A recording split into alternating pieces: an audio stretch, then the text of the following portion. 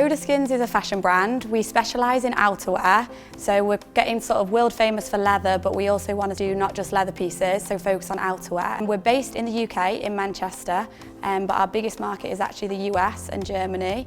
About 80% of our sales are international. So Nathan founded the company, and Nath designed his first leather jacket about 9 years ago. So I actually used to work from Nathan's spare bedroom when we'd have no jackets in stock, and when a client would place an order, we'd then order from our factory, and we used to only sell on eBay. I think the moment that it all started to take off was there was a website called Lookbook, and there was a guy on there called Adam Gallagher who was based out in the US, and I built a relationship with him and sent him a jacket. He posted and we sold 4 jackets within an hour. Nathan and I genuinely had thought the website had broken.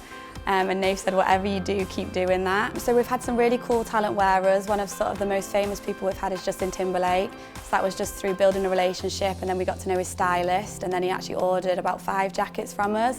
So that was amazing. You know, we've had numerous challenges along the way. I think the mindset of knowing that we can learn and grow through it is something that's really helped the business. I think a big problem has been finding the right people, just getting them on board with our values and what we're about and the kind of ethic that we want. Nathan and I read Oversubscribed, and then we started to read more about what Daniel had done and what Dent was all about.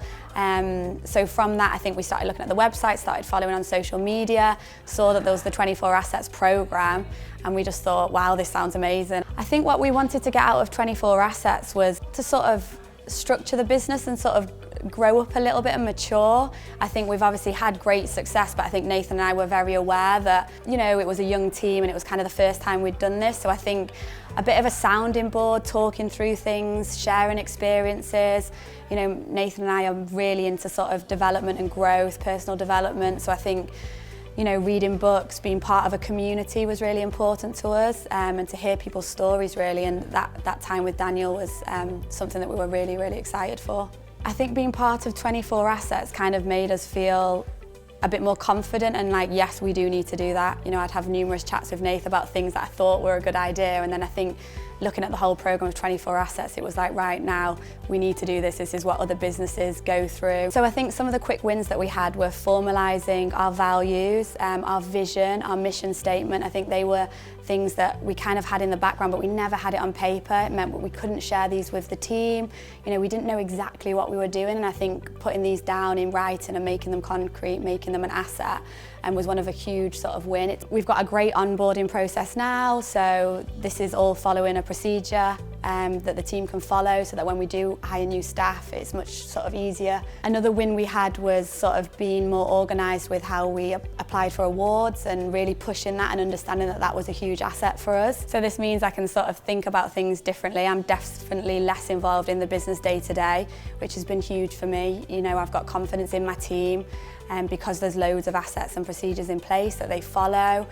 Even things like meeting structures, that was a huge change for the business as to what are our meeting flows. You know, this is now an asset that we follow, and this is how we run and communicate as a business. We hold pop-ups all over the world. We do them in New York, San Francisco, Sydney.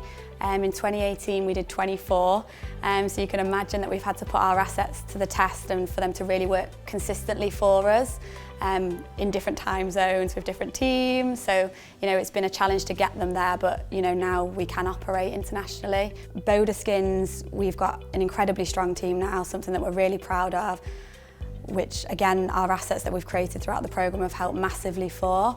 We're really clear in our strategy. I think that's one huge thing from this is, you know, being quite clear. Of course, we're reactive and things change, but we do know what we want to do and sort of how we're going to do it. We've got a great product team now in place, so that was something that we were kind of lacking, to have consistently strong product dropping, and that's something now we've built within the business. I've personally developed as a leader loads. It's all learning. Again, I was quite young when I got involved with Boda, and I think as well I used to get really frustrated when the team wouldn't do something, and I just couldn't understand. And I think now, instead of getting frustrated, I see everything just as, you know, it's just an asset we're missing. So instead of getting frustrated, we're just clearly lacking something, and I think it becomes empowering when you take responsibility for that instead of being frustrated.